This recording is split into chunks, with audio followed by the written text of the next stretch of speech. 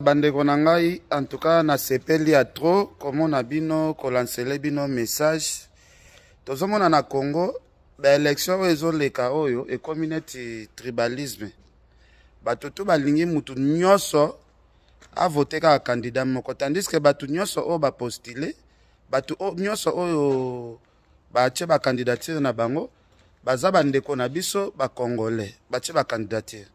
Chaque Congolais a permis ya voter candidat oyo ye alingi. Siko ngai nazo tindika batu beaucoup plus na numéro 3, batu ba voter président Moïse Katumbi. Ba voter président Moïse Katumbi pourquoi? Pour na réalisation ebele o asala na Katanga azala ki gouverneur. Atongela biso ba autoroute.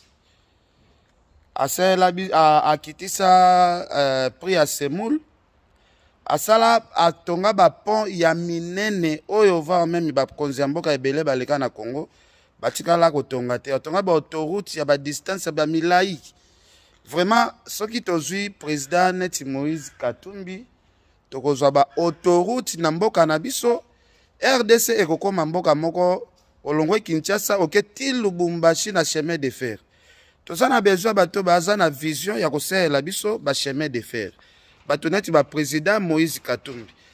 Bato mso bosa ele ba campagne bolobino Moïse Katumbi azoliam asa la campagne na mbongo wa Kagame, mais eza ba erreur grave. Ba candidat président de la République ebele o bozomona wana Moïse Katumbi a soutenu bango. Baebi pe bien que Moïse Katumbi aleki président Kagame na mbongo musika. Rwanda ezaka pays ya mbongo te. Rwanda eza pays batu bazo kemba pays ya souffrance. Rwanda o bomona kana eza pays ya souffrance. Batu baki Moïse Katumbi azana budget koleka même budget ya Rwanda façon. Moïse Katumbi ye moko ndenga azana soki batu boye bakate aleki Kagame na mbongo musika ya blague te. Kagame ndako senga soutien et pas Moïse. Non Moïse senga soutien pas ya Kagame. Donc bandeko na ngabo fungola misu tozana besoin Congo na biso ya lobby ezala Congo moko te to bandako lela tozana besoin ya Moïse Katumbi abongisela biso mboka oyebi ke biso nyonso tout depuis kala tozala souhaité Moïse Katumbi a postulé to voter massivement occasion yango eyeli biso bandeko bofungola misu bokeba na ba discours ya bapolo bakopia bino bapolo bakopia bino basaki ya loso lobi tokozongela kaka rythme ya nzala. Transport ya pasi. Tala matata ponyo o azali pembeni ya président Moïse Katumbi. Botala ba université o atongi na Kindu.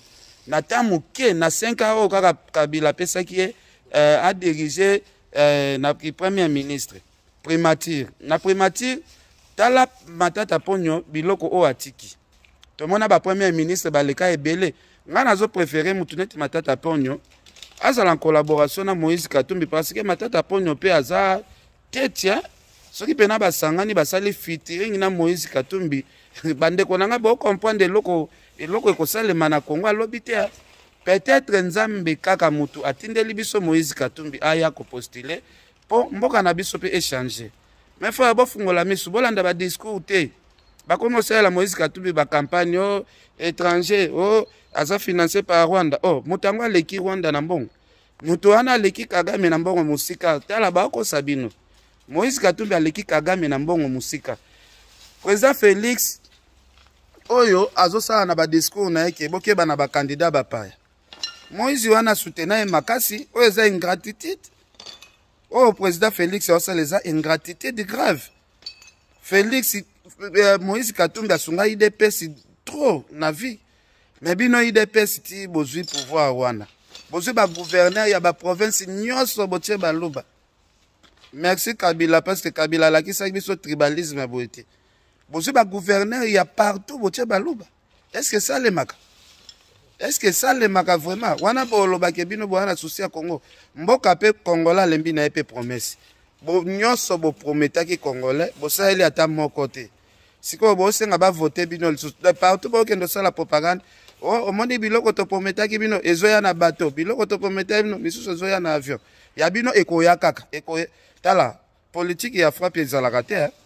politique ya ko frapper population moralement bongo ezalaka te politique ya ko frapper population moralement bongo ezalaka te bino ba congolais ba mona bino ba yuma te tout ki yuma to kondima te ba frapper bino depuis bazui pouvoir ya frappe ceux qui tozui pouvoir to ya fanda na Goma to bazwa pouvoir est-ce que bomona caméra na ki seke di bagia fanda ya bino na Goma après basali état de droit ngwa liboso bakangaki bato bakangaki bangwana bakomi osala siko campagne ya koluka ba vote mais bango bato baliaki ba millions ya baso de mouton bakomi osala ba campagne baluka bino. En tout cas, ezalaki message ya muke ya ko éveiller peuple congolais. Moïse Katumbi azali ndeko oyo akobongisa mboka wana. Bomonaki bino moko ta muke asali na ki gouverneur tala makambo ebele asali tala bapoa minene asali atikeli biso na Katanga. Biloko wana akosala ngo RDC mobimba. To pesa vraiment chance. En tout cas, azo regretter na ba congolais o bosala contre campagne ya Moïse Katumbi. Boza mitema mabe bozali mitema mabe na niveau moko na yebite boza mitema mabe mutu azolinga bongisa Congo bino pona ba intérêt personnel bapesi bino moi $10 000 moi $20 000 donc bozo détruire image ya Moïse Katumbi. Ce n'est pas bien. Moïse Katumbi asali bino nini? Moïse Katumbi asala bino nini? Pe bele wana bofinga Moïse asutena ba parti politique na bino. E bela ba journaliste bofinga le Moïse Katumbi. Moïse Katumbi wana asutena bino na bambongo. Ce n'est pas bien. Ce n'est pas bien. Ce n'est pas bien. Ce n'est pas bien. Musicien tozaka mbela Moïse Katumbi bozaka benga étranger te. Lelo na moment campagne bolingi bosala ba tribalisme. JB aboy ko mbela Moïse Katumbi. Pona kimuluba. C'est grave. Le 16 décembre, concert ya Fally Ipupa na ING. Est-ce que balobi awa ndezambo kapena ya ba combattant? Ba combattant nde mboka ba combattant ba combat ibana na Londres. O to ka. Ba biso ki ya France salema ebongo awa pene ko zala benda bik. Ken. Yo moko moni makambeleki. Batu o ba kubenga batu na TV ba kontara sur bango moko te ba kontara sur batu baya parce que batu ba kontara sur bango moko ba yena bango boya juwana to tumba to yinda mais batu mamu basumba bien ba bon so batu msuba ba luba bazaki mingi na combat Fatia du pouvoir ba luba nde ba décevoir ba équilibrer combat na la naï koulou tout le monde je pense à l'écart que je pense pas diamant vert tout diamant bleu moi bon voilà voilà c'est dans la naï koulou tout le monde à l'écart qui avec une très belle réflexion avec qui clair abi mouvement au tout ça qui kala tout ça qui pour arriver à réunir batu les lots mouvement zé sundengwana te mouvement et salenini et Kiti mouvement Kiti pour nanini tant mouvement Kiti on peut faut changer ma stratégie voilà to pinira ki bana au moni mwana ceux qui yo moko pinir yo fuka mise so télé mise yo moko izarena na lobi bo est-ce que combat Kiti pour na balu bande bazalaka ebele na combat parce que na moni ndeko moko pe Roger le combattant kuna azofinga Moïse Katumbi makasi makamba baluba tele ba déjà tribalisme tribalisme te to sengi peuple wana kote wana botatala na yebite so mwani ne salanga bien pour wana na ndenga privé moi ken message za moko entre nous il y a mouvement botalos il y a tout droit entre nous ken entre nous les Congolais abat la tribalisme Congolais il faut tout tikala uni et indivisible muluba muswahili mukongo mupende biso nyonso toza batu moko tolo ba mamba tribalisme te lelo to kutena mokonza mboka o asangisi peuple alingi te ke o aza muluba o aza nani lelo fachi aye lelo abi non na tribalisme lelo to komi na cohabitation to vanda ngana to se kolo moko te ken mais lelo to zo ba liloba moko yango wana ken piana ngana ko senga yo lelo na bato nyonso ba yolanda biso lelo.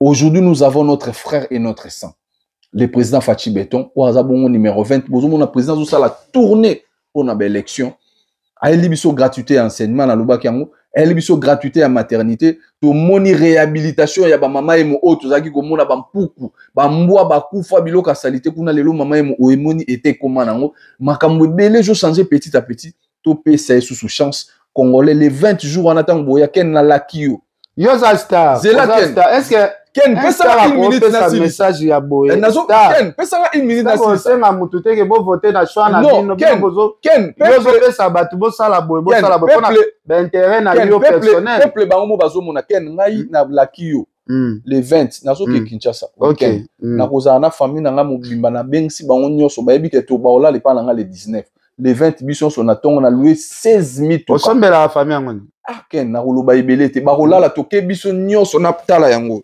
biso ofutela ka bana na bango na place na ebisi bango mutu famille na bino bengisa mutu nyonso avant ya mutu nyonso avant ya jour wana yona nombongo zo apoto bengisa de mutu nyonso avant ya jour wana azala minir na carte de lecteur ososombela tata mwasi saki alors carte de lecteur to ke ko voter numéro 20 Fachibe famille ngo bengisa ososombela tata mwasi saki alors famille na bango nyonso baza d'accord baso ba carte de lecteur na bi ososombela ata cousin moko boyo futela ta mwana en plus na libre informé avant na question tuninga même batu ya diaspora lelo banda komwe banda je pense so na se tromper pouvoir o epesi biso accès to voter awa donc netinga carte nanga na zo yango a na Bruxelles otoza na poto atoza na Paris atoza na Amérique okoko voter pe candidat na amel la majorité biso mana diaspora toponi bon président Félix Antoine Tshisekedi Tshilombo Fachibe sans oublier la distinguée première dame maman Denise Nyakiro oazo ko accompagner mobali na ye biso nyonso na diaspora to voter fa pesa maman Olive Mlembe bambote na pesi maman Olive ndenga soutenir bino oui na pesi bambote belé on reste reconnaissant bongo pa ni boboka mobali na su kabila te bongo kala tozaki koloba mingi ma da Fachi peso ya kei botiki ko boka ye na ba théâtre na ba biso siko fota la relation ni toza nango omoni président wa leka kikala to relation maman Olive ya bien te mais président Fachi biso tozake bano yo biso bana o tozomona bayana biso ndenge bazo sa makambo na bango tomoni bango biso tozaki na bango awa na poto biso tozaka na bango na Kinshasa donc toza bato tozala na ba Fanny ba David Manga tozaki déjà ensemble avant pouvoir donc to continuer yango pe sans pouvoir tozalaka toujours ensemble merci beaucoup merci beaucoup chaque mutali ya osala choix na ye en tout cas yo choix na yo toyebi yango vieux Luzon Mbata en tout cas yo choix na o danger on va voter Birindo te nga na soutenir président Moïse Katumbi eza choix na ngai na soutenir président Moïse Katumbi na ba réalisation ebele Moïse asala na Congo il y a ton frère et azote frère na ngai Moïse Katumbi pa aza frère na ngai botika ko memanga na distraction Moïse Katumbi pe aza frère na ngai so boy Moïse Katumbi bima pe na émission kende nga aza atina te oyelanga ba discours pola Moïse Katumbi pe c'est mon aza frère na ngai na soutenir en tout cas katanga mobimba na pesi bino bambote numéro 3 toujours mboke bonga na président Pembe président azam ya Pembe mboke bonga ba président tout ya mwindu ba bongisi Congo te président faut za la Pembe lumière merci les blancs de Bruxelles gaz na gaz bon président de Bruxelles ayoka ke na boyo voter Moïse Katumbi numéro 3 dégâts au silika. En tout cas, vieux Luzon Mbata, c'est Apolli Lumumba, Zeti Kiri, Vero Kiri, merci beaucoup. Merci, Gilles Botata.